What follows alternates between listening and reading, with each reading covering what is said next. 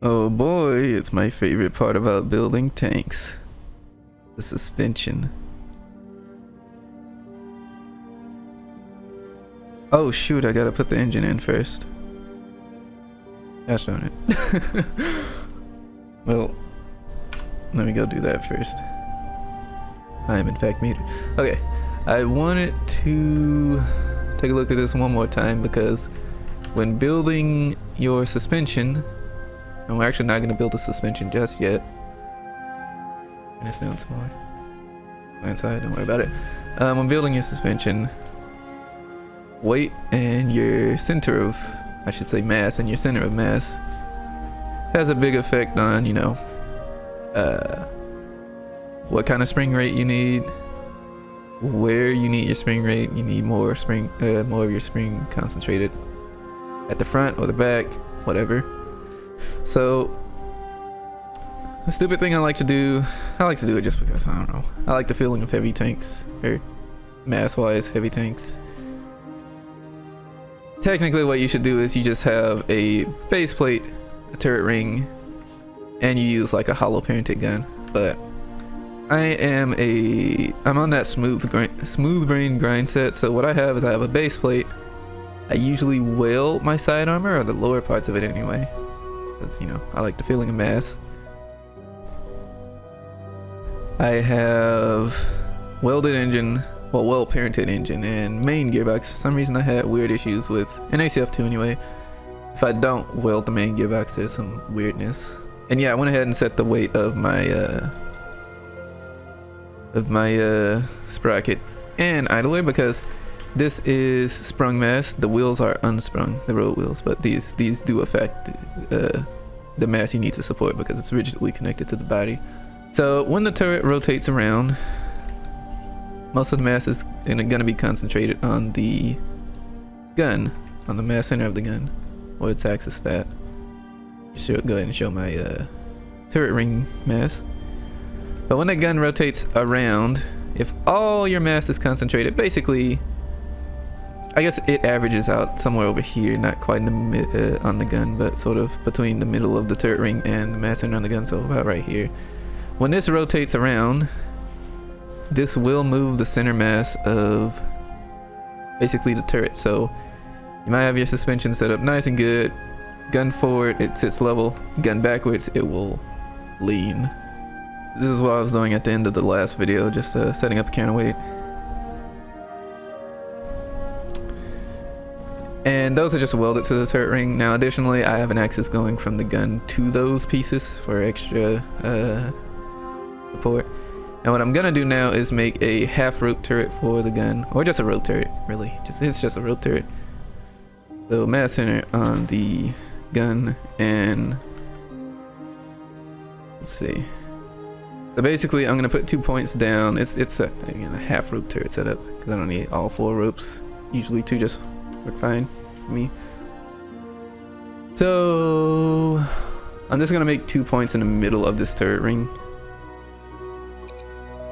I believe I can do 42 on the y-axis, I think.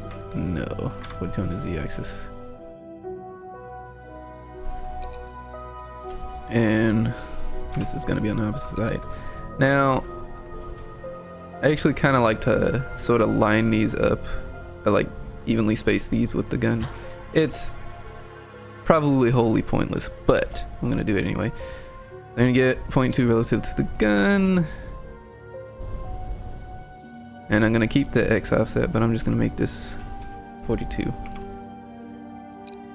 And I'm going to get 0.3. I'm going to keep the X offset, make it 42. Now, 0.1 is already mass center connected to the gun. These 2 points are going to be connected to the base plate, like so.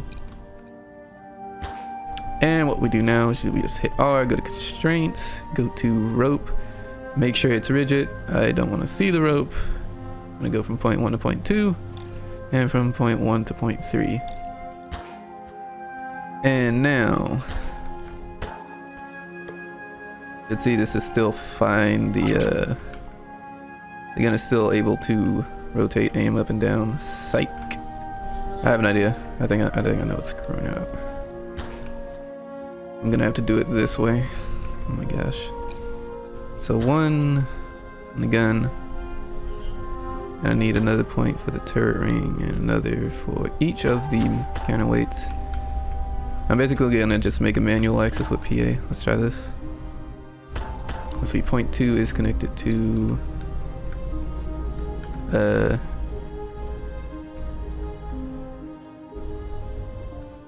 some reason the viz clip on this is really screwed up. Anyway, yeah.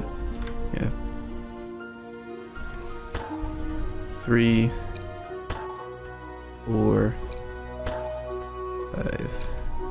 Now, that looks good. We're just gonna make an axis. So, 1 to 2, 3, 4, 5. This might be the wrong way. We're about to find out. Oh no, that's the right way. So yeah, that was axis center being funny. Interesting. Yeah, bit of extra support. Anyway, got the rope turret on the gun. Cool. Let us now make 4 points here. So once again, 2 is going to be connected here, 3 is going to be connected there, 4, and actually point 1 is going to be connected to the base plate. So remember, these are already welded to the turret wing, doesn't need to another constraint there. So we're just going to axis these, and this is going to be an axis like this because we want to spin around the pole like a prostitute. Let's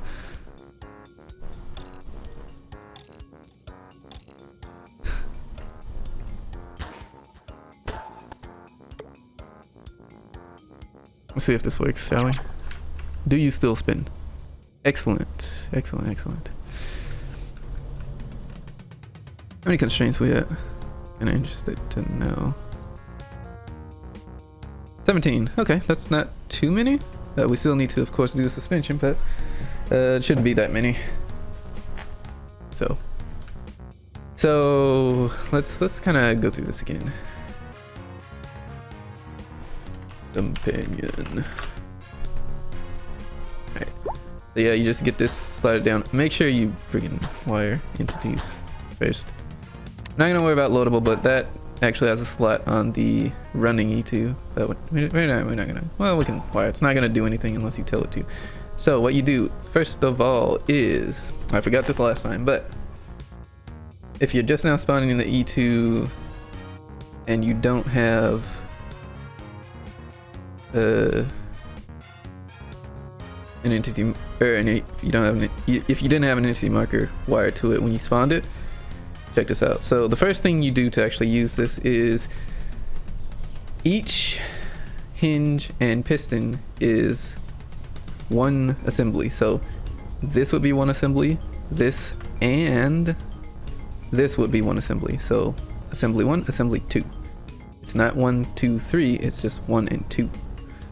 So we have 1, 2, 3, 4, 5, 6, 7, 8, 9, 10 times 2 for each side, right? So we need 20 slots for assembly. So what you do is you type in reserve and the number of your assembly. So reserve 20, or you do anything.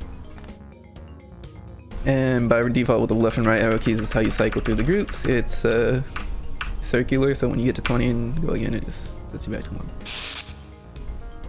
So the reason it's important to type refresh and also save, go ahead and save too, type save.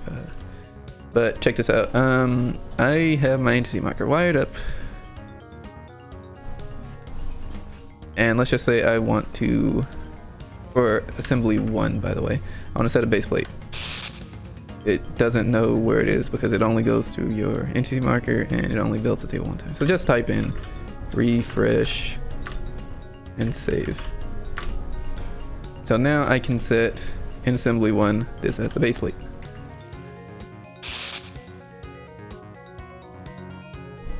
And you can see there's a little cube for assembly 1. Now I'm going to lose all my settings, but let's just say I just updated the E2.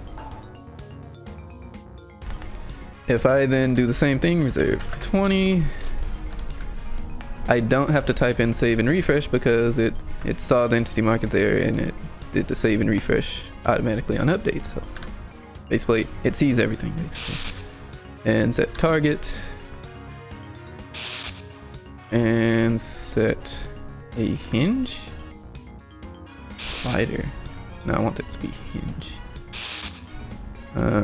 I believe up arrow is how you clear sliders and hinges, so yeah, there you go. G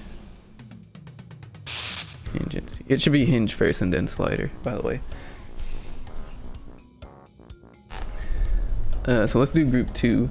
So this is how my setup works. So I have, for torsion bars, I have everything has a base plate and a target, and also T is how you select target. It was probably already selected as target. And this is like right in the middle of it. So corner squares is base, rounded squares is target. And then I have my hinge selected. Now a hinge is going to be looking at but not moving, and a slider is just moving. So this is a good setup for torsion bar. Let's go to group 2, assembly 2. So once again, I'm going to do base plate. This time I'm going to set my torsion bar as the target because technically this shock absorber is not looking at the wheel, it's looking at a point on the torsion bar. So this is going to be the target.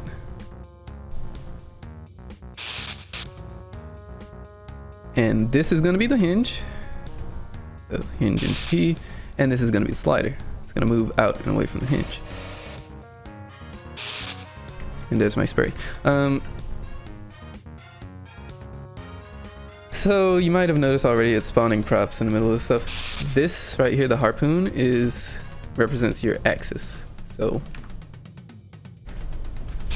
it's basically like settings for the E2. It's like interactive element, so you can see it like saves this position and such. So I like it where it was. We're gonna do that, and I would like you to face the same way. You can see.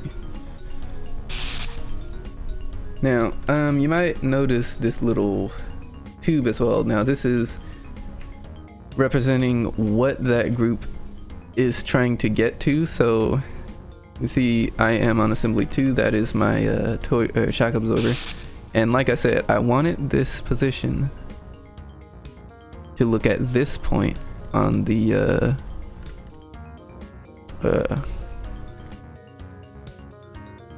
whatever it's called, torsion bar. So basically, I want it to be here, because this is the point that that assembly is trying to get to. Now another thing is the little square piece. It always spawns in the middle of your origin entity and target entity. Why is there 2 there? Strange. There might be some issues. You might have to clean these things up when you're done with the E2, but we'll see. This is where it tracks from. So in this case, I want it to be in the middle of my hinge for this group. So something like that. And you can use PI on these things to move it manually. I'm just showing the gist of it because I'm gonna just copy these things because I'm not doing this again because this was 20 freaking things. So if we go to assembly 1. So by default, there's a keybind for this because this is something you do a lot. So with H, you automatically move your origin offset to the hinge position. Okay.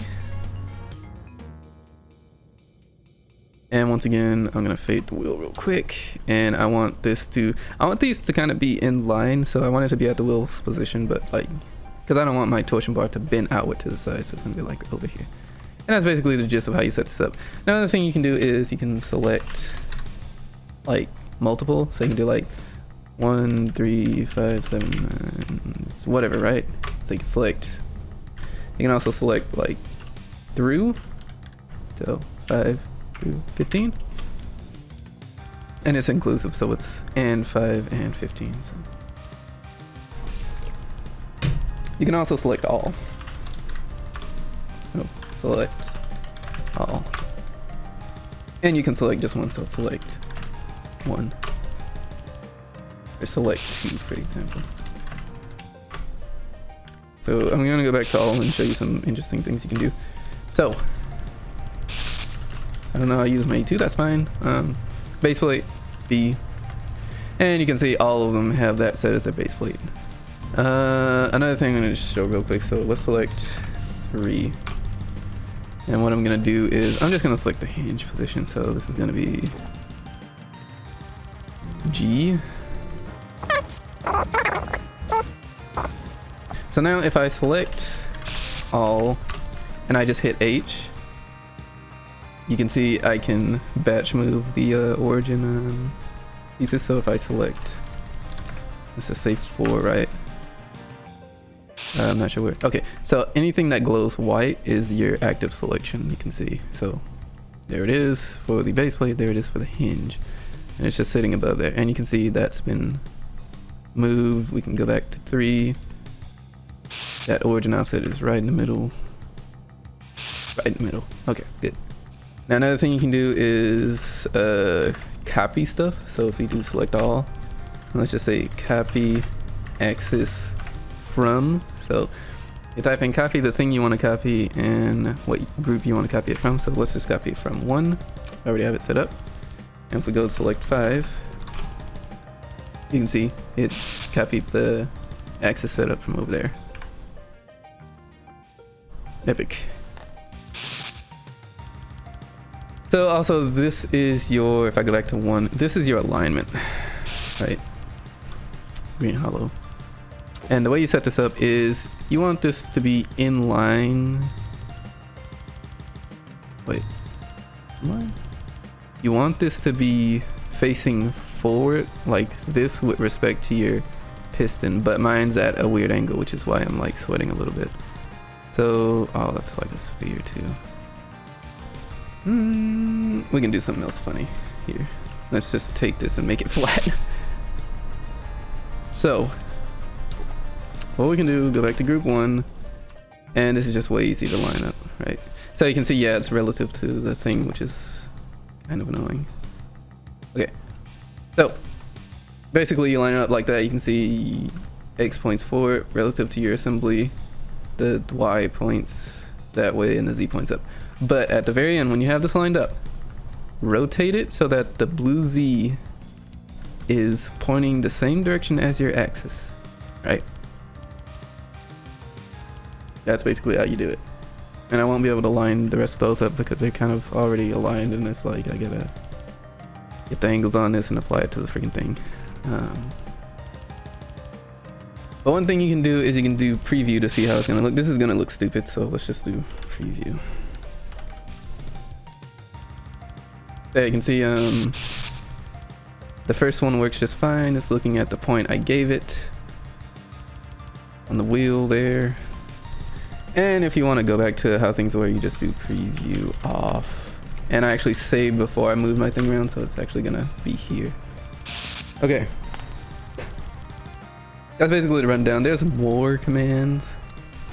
So particularly for copy, you can do origin post, engineering axis. And these are actually all of them you can do. There's just a few examples. Clean up. So let's go ahead and clean up actually. Maybe that'll get rid of all my crap, except for this. I'm not sure. You might have to go through your thing and make sure there's no like random props in your tank somewhere. But that's the rundown of how to use Z2. Now, let us clean the C2 out, and I'll show you the loading crap. So, load table wired to the running E2. We have data in there, however it's going to be ever so slightly wrong. So let's just type in load. It auto reserves the assemblies. Now the first thing I want to do is select all, and I just want to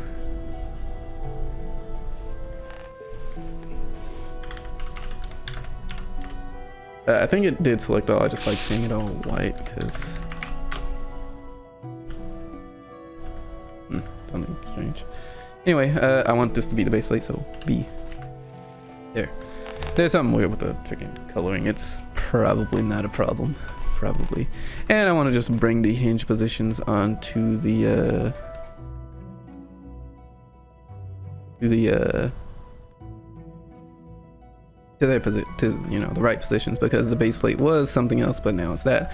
So we're just gonna, with everything selected, hit H, and I think that should be fine. So let's look at one and just see.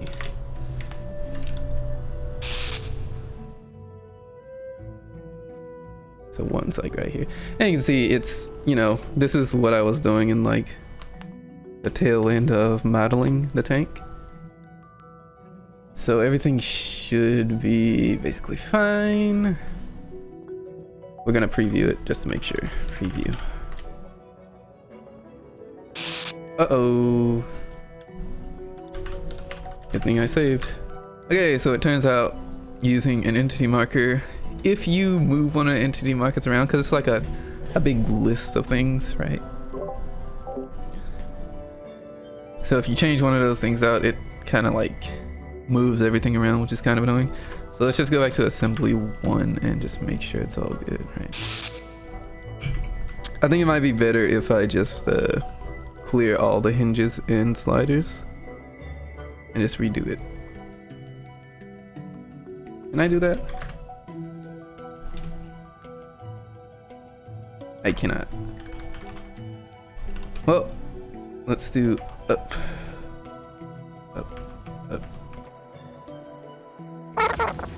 Pretty engaging. Okay.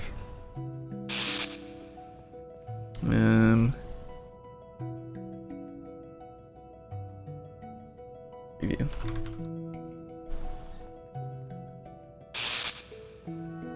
So it looks like everything is fine. For the very last one. Oh, it wasn't the torsion bar, it was a hang on. So all the torsion bars are fine, it's the freaking pistons. So yeah, it was actually 7, right? Ah, that's why it doesn't work. Okay, this needs to be a target. And one at the very end, 20, right? What's wrong with you? Same thing. Target.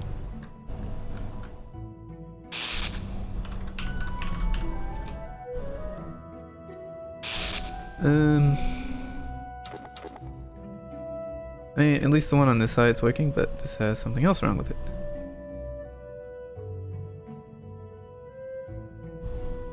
Oh, that. Well, basically, the only thing that needs to happen here is that needs to move here.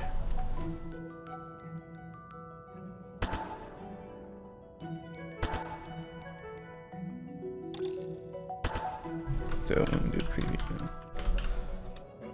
Alright, so let's just take our time, walk through here, make sure that everything's lined up, everything's tracking where it's supposed to, not offset, not twisting.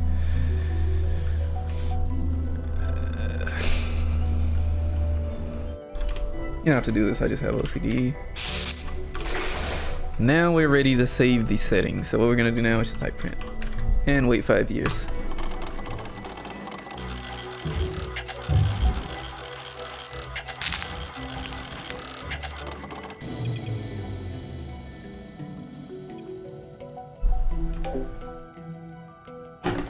Alright, crap away. Okay, we're done. Easy way to copy paste all this crap is just to go into the console, scroll up, and just go ham with the scroll wheel. Control C. This E2 can go away now forever. Don't need it anymore. You then go in here. This is the running E2, by the way. Go in here. Do that. And I like to have this out there, so I'm just gonna select all this again and have it over one. Okay, new gate show hollows. I know it's gonna work, so this is Famous last words. I know it's gonna work. Let me just hit that. Oh, it's not actually wired to anything. That's actually good. I don't want it to really be wired just yet. But just to show you how the thing works, we'll just go outside and hit up a few wheels here. Oh, right.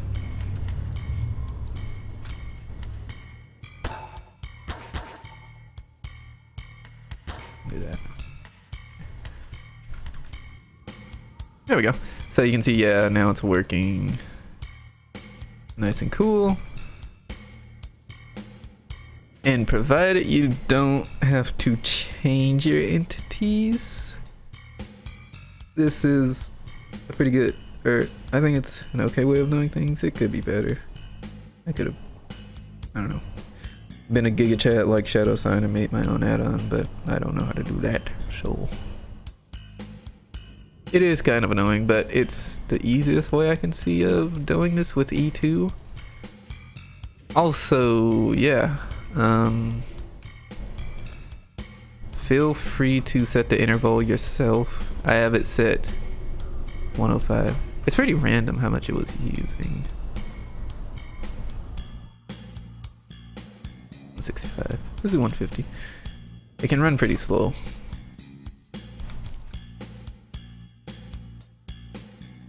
You want to keep the CPU usage down. It doesn't matter. You're probably not going to lag a server with the C2. But you also don't really need it to be that high refresh rate. So, yeah, that's the animated torsion bars and shock absorbers. So now we're finally ready to build the suspension. Okay, I was supposed to do this like 2 days ago, but let's actually build the suspension. Also, if you've seen me building like the mouse, the Kodiak, and that light tank thing, you'll basically already know what I'm about to do. It's the same thing.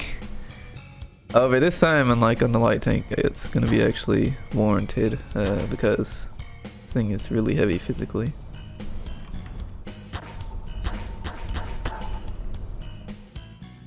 What I want to do is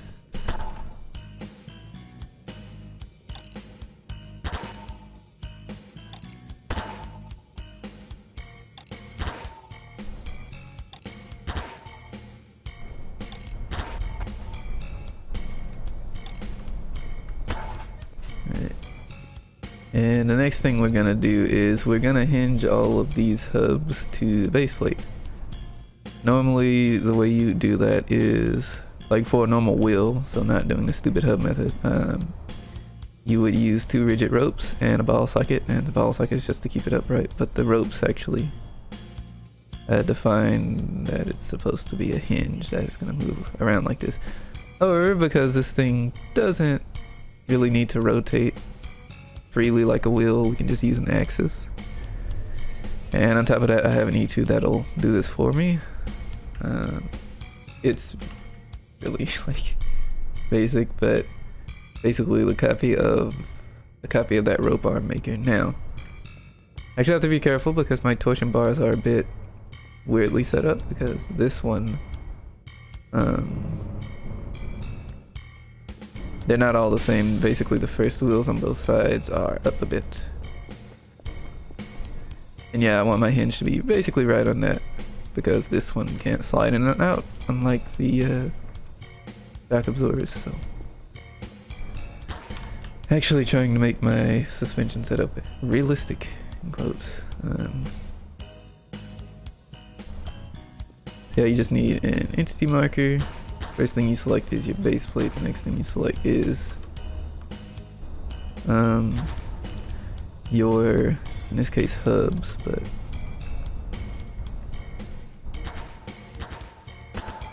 the order doesn't really matter. So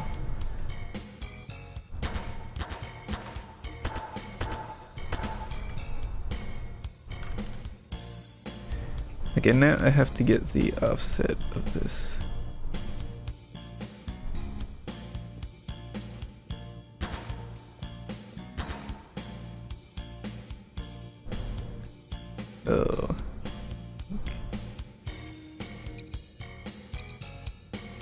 We can copy this. So forward and then up. Yeah, there we go. Now an important thing is that the hinge offset here is relative to how you have the E2 aligned. It doesn't matter how the wheel is, so I just looked at that again to make sure.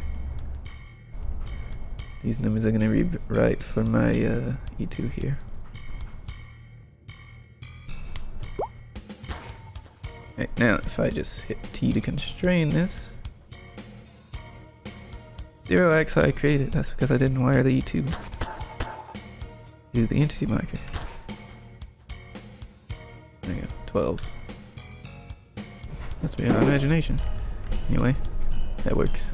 How many constraints are we at? Let's actually just go ahead and, because these are gonna be under a lot of stress, I am just going to use an E2 to apply my inertia. Touched on it. What is this thing? I don't want to start from like, how much inertia do you have? What? Oh, okay, that's 1,000. Okay. It's about 8k on the base plate. We'll make the turret like 2,000 or something. These definitely need a lot more, and the wheels probably definitely need a lot more. By and by, I got this from people who were building cars, but basically putting inertia, less inertia on like the spinny axis, so in this case the 2 axis. Does it actually have an effect on tanks? No idea. So we're probably just gonna do like 40, 20, 40 for the wheels, and for the hubs we'll just do like, this needs a lot, so I'm gonna do like 100, maybe that'll be enough. The base plate, I want it to be 8,000 on all axis for the turret, 2,000 on all axes. Slot this bad boy down. Alright, now for the fun part, now we need to put elastics on this. Now, I don't have an E2 for this, so, you know.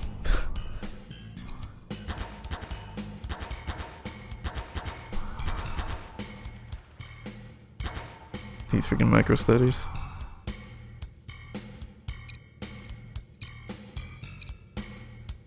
Yeah, every other point's gonna be connected to the base plate because you want an elastic connected from the disc to the base plate.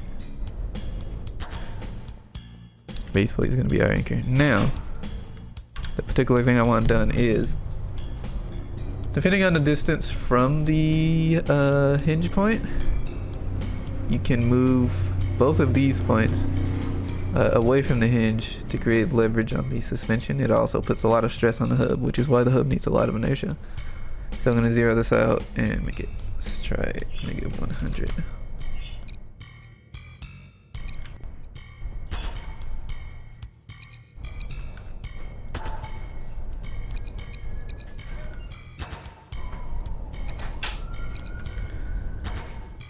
Alright, so do our elastic. What you put in for the elastic initially doesn't matter, as long as you do have the wonderful re-elastic tool. If you don't, I feel bad for you.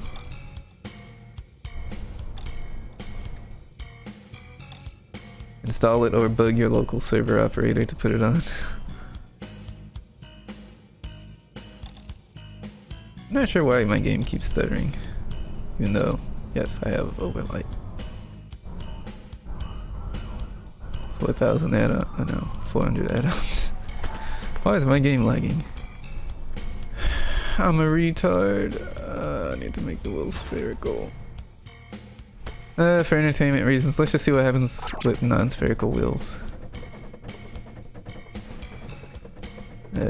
Normally that would be indicative of too little hub inertia. However, yeah, the first thing you should do is make your wheel spherical.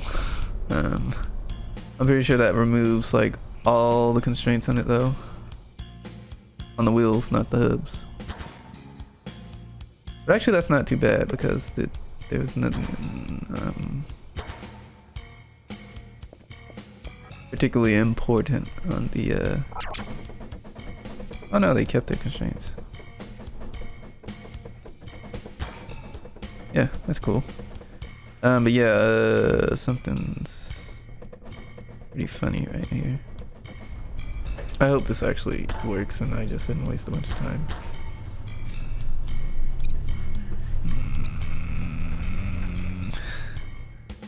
I don't know. And it breaks. Stretch only.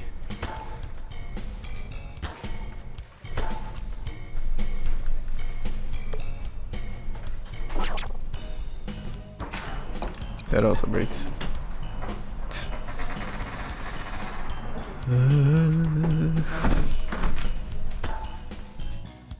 Like, it's working, but it's not working. If that makes any sense. Like, I set you to 5,000. I put you down. Sometimes you're insanely stiff. And then sometimes you do that. I don't really understand it. I am currently on the Real Builders ACF server. Let's see if this has any effect on my busted freaking tank. Oh no.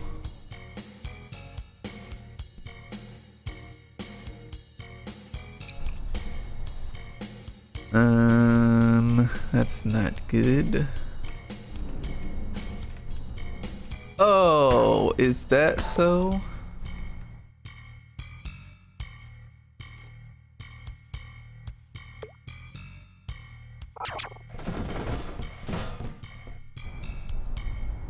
Is that so? Okay, I see what was freaking going on here. So I remember when building my tank, like the details, I remember duplicating primitives and sometimes they would get like ball sockets on them and I wouldn't be able to rotate them with the fizz gun, and I just went, huh, that's weird. Well, anyway, I'm gonna try that again. So I area dupe my tank, it works fine, but I'm so used to when I'm like doing functional models, I just right click the base plate to just see if my stuff works. And I think because I right clicked the base plate rather than area duped it, it did some stupid crap. Oh my gosh. Hey, the suspension works and I didn't even have to balance it. That's cool. Oh, look at it. Look at it go. Look at this. Absolute unit. Why is it aiming at me?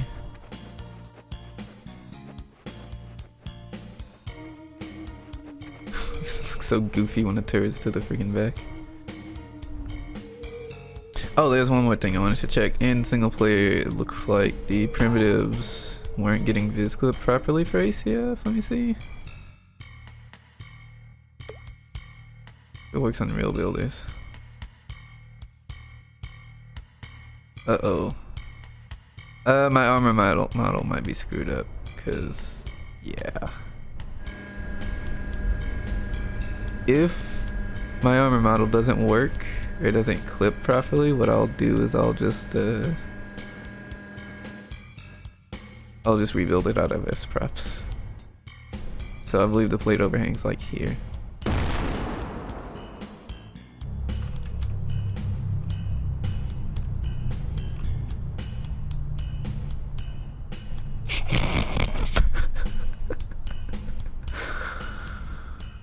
Okay, I gotta rebuild it out of S-props.